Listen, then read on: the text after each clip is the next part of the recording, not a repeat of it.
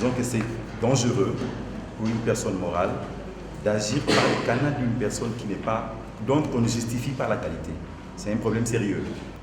De par le principe de la procédure, moi je pensais que la partie citée devrait solliciter de votre audience tribunal une remise.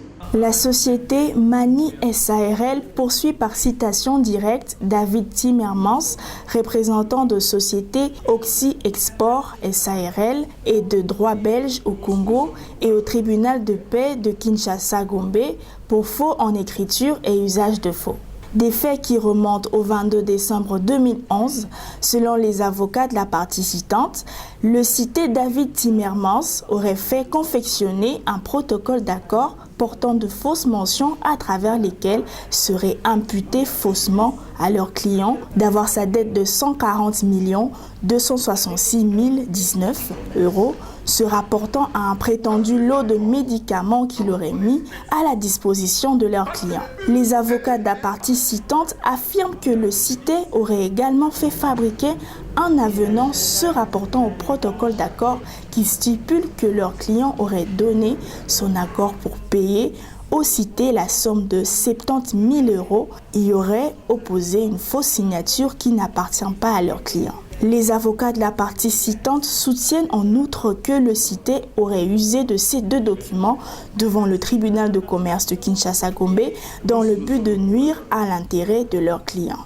À l'audience du jour, la partie citante ne comparaît pas. Le tribunal retient le défaut à sa charge. Les avocats de la partie citée sollicitent du tribunal de dire irrecevable l'action de la partie citante pour défaut de qualité dans le chef du citant. La société Mani SARL étant une personne morale, la personne morale est représentée par ses organes, principalement par soit un gérant statutaire dont le nom est écrit de manière expresse dans les statuts, ou soit par une personne désignée quant à ça, soit dans les statuts, soit lors d'une assemblée générale.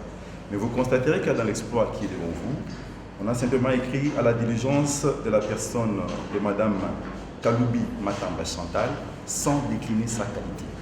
Disons que c'est dangereux pour une personne morale d'agir par le canal d'une personne qui n'est pas, dont on ne justifie pas la qualité. C'est un problème sérieux.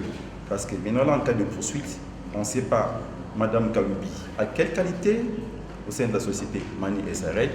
Et puis, s'il y a aujourd'hui une décision, il y aurait une difficulté énorme pour pouvoir l'exécuter. C'est pour cela que nous disons qu'il y a un problème sérieux quant à la qualité de Madame Kaloubi Matamba qui n'est pas déclinée dans l'exploit. C'est en principe un préalable majeur que nous soulevons jusque-là quant à cet exploit. Le ministère public, dans son avis, sollicite du tribunal de renvoyer la cause pour la comparution de la partie citante. De par le principe de la procédure, moi je pensais que la partie citée devrait solliciter de votre audience tribunal une remise. Parce que j'étais en train de compiler les pièces du dossier. De fois, c'est la partie citante qui était là et que la partie citée sollicitait une remise. Et comme la partie citée aujourd'hui est là, solliciter une remise, parce que même les moyens, tantôt soulevés par les parties, par la partie citée, avant que nous puissions répondre. Mais les autres devraient réagir parce qu'il n'y a pas une pièce qui est versée au dossier. Alors que les mêmes personnes vous confirment qu'autrefois ils étaient devant le tribunal du commerce. C'est-à-dire ils se connaissent. J'ai entendu le conseil de la partie cité dit que nous sommes en tribunal de toute personne. Oui, même une société, mais il y a toujours, mais la société devrait être là pour donner. Parce qu'ici, on nous a forcé la main. On ne sait pas émettre un point de vue sans la présence des autres qui devraient, en principe, nous fournir des éléments. Mais pour nous, on ne saura pas répondre à ce jour par rapport à ces moyens et nous allons demander au tribunal de renvoyer l'affaire à la huitaine et à la comparution des autres, nous allons aussi à notre tour émettre un avis.